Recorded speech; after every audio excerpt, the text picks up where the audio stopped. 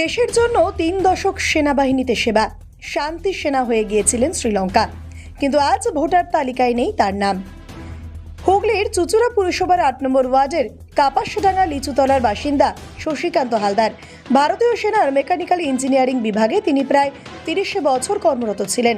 1980-র দশকে রাজীব গান্ধীর নির্দেশে শ্রীলঙ্কায় LTTE দমনে পাঠানো ভারতীয় শান্তি সেনা দলে থাকেন তিনিও। দেশের বিভিন্ন প্রান্তে ফোর্ট উইলিয়াম থেকে লাদাখ সব জায়গায় দায়িত্ব পালন করেছেন, কিন্তু অবসর নেওয়ার 34 বছর পর আজ 87 বছর বয়সে তার নাম ভোটার তালিকা থেকে বাদ পড়েছে, এমনকি এনুমারেশন ফর্মও পাননি। শশীকান্ত হালদার বলেন, পরে ওটা আমি নাম নিতে ভর্তি হয়েছি 1963 ফেব্রুয়ারি। রিটায়ার্ড হয়েছি আমি 91 ফেব্রুয়ারি রিটায়ার্ড হয়েছি। এই ভিতরে আমি নানা জায়গায় নানা ওয়ার্কশপে কাজ করতাম। আমি ইলেকট্রিক্যাল মেকানিক্যাল ইঞ্জিনিয়ারিং ডিপার্টমেন্টে ছিলাম। ওখান থেকে আমি নানা জায়গায় পোস্টিং হয় আমাদের, এক এক জায়গায় 3 বছর ধরে থাকি। মানে ক্যালকাটা পুরুলিয়ামে ছিলাম, আবার শিলিগুড়ি স্টেশন অফিসার ছিলাম, কুমার স্টেশন অফিসারে ছিলাম, লাদাখেও গিয়েছি। তারপর আগ্রা থেকে আমি রিটায়ার্ড হয়েছি। এরপরে শ্রীলঙ্কাতেও গিয়েছিলেন? শ্রীলঙ্কাতেও গিয়েছিলাম। কেন গিয়েছিলেন? শান্তি সেনা পাঠাইছিল রাজীব গান্ধী, সেই সঙ্গে আমি ওখানেও ছিলাম। রাজীব গান্ধী প্রধানমন্ত্রী ছিলেন? প্রধানমন্ত্রী ছিলাম। আচ্ছা, কলম্বোয় না, আচ্ছা, ওখানে আমি কাজ করেছি। আচ্ছা, কাজ করার পরে আমি ওখান থেকে রিটায়ার্ডের অর্ডার হয়, আমি রিটায়ার্ড চলে যাচ্ছি। কত বছর রিটায়ার হলো? আমার রিটায়ার হয়েছে, এখন আর রিটায়ার হয়েছে কত বছর? হ্যাঁ, ওই তো 91 ফেব্রুয়ারি। আচ্ছা, প্রায় হচ্ছে কত বছর হলো? 30 বছর। 91 ফেব্রুয়ারি 34 বছর মতো। 34 বছর রিটায়ার্ড। আচ্ছা, রিটায়ার করেছেন, হ্যাঁ, আপনি পেনশন পান? পেনশন পান। তা আপনার এই যে SIR এর যে ফর্ম বাড়িতে দিতে এসেছিল, সেটা কি পেয়েছেন? না, পাননি? না। কেন দেয়নি? কেন সেটা বলতে পারছি না। ওরা কি করছে, কেন কাছে নাম কি বললো? BLO কি বললো? বলা করে এটা ডিলিট হয়ে গেছে, আপনি 6 নম্বর ফর্ম ভরতে হবে। হ্যাঁ, তারপর আমার এই বয়সে আমার ভাগ দূর করা সম্ভব না। আমার অসুস্থ, আমার 2-3 বার অপারেশন হয়ে গেছে, বর্তমানে অপারেশন অবস্থায় আছি, কাজেই আমার এভাবে সম্ভব না। কত বয়স হলো? বয়স হল আমার সার্ভিসে হচ্ছে 84, হ্যাঁ, আর মানে এমনি বলছে তো 87।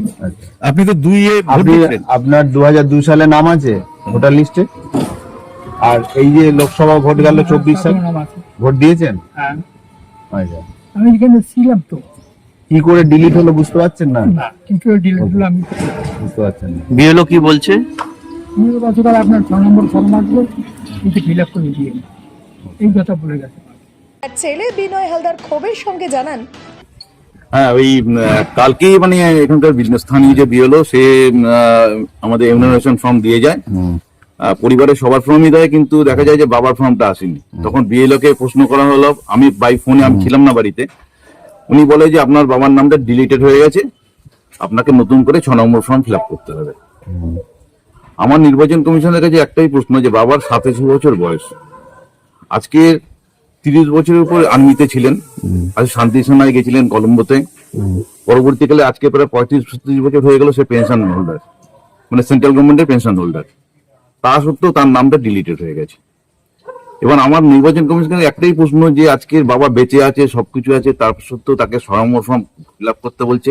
এই যে হ্যারাসমেন্টটা কেন করবে? এবং এই ব্যাপারে আমরা অপমানিত বোধ করছি, কারণ আমাদের হেড অফ দ্য ফ্যামিলি, তার নামটাই ডিলিট হয়ে গেছে, আর আমাদের নামটা থাকলো। এবার আমাদের লিঙ্কেজ, তাহলে বাবার লিঙ্কেজটা কোথা থেকে পাবে? তার এটা মেন। তার যখন 6 নম্বর ফর্ম, আমরা শুনেছি 6 নম্বর ফর্ম তুলতে গেলে লিঙ্কেজ লাগে কিংবা ডকুমেন্ট জমা নিতে হয়। নির্বাচন কমিশন বলছে যে ডকুমেন্ট লাগবে না পুরনো ভোটারদের 2000 ভোটে কিংবা 2025-এ, কিন্তু 2000-এর নাম দিয়ে ছিল, ভোটার লিস্টের নাম ছিল, এবং যে 2024-এ যে লোকসভা নির্বাচন হয় সেখানেও সে কিন্তু ভোট দেয়। এবার আপনার বাবার নাম এবং এপিক নাম্বার যেখানে দিতে বলছে, সেটা তাহলে দেয়া কি বৈধ হবে নাকি অবৈধ হয়ে যাবে?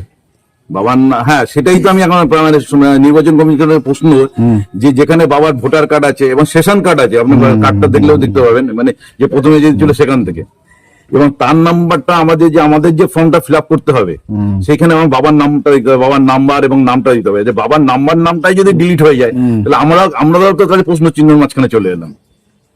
নতুন করে আবার নাম তুলতে হ্যাঁ, হবে নতুন বলছে করে নাম প্রশাসন তুলতে যেটা বলেছে। তা বাবার নামটা যে হচ্ছে হেড অফ দ্য ফ্যামিলি, তার নামটা যদি নতুন করে তুলতে হয় তাহলে আমাদের নামটা কোথায় যাবে কি যাবে আমি এখনো পর্যন্ত বুঝতে পারছি না।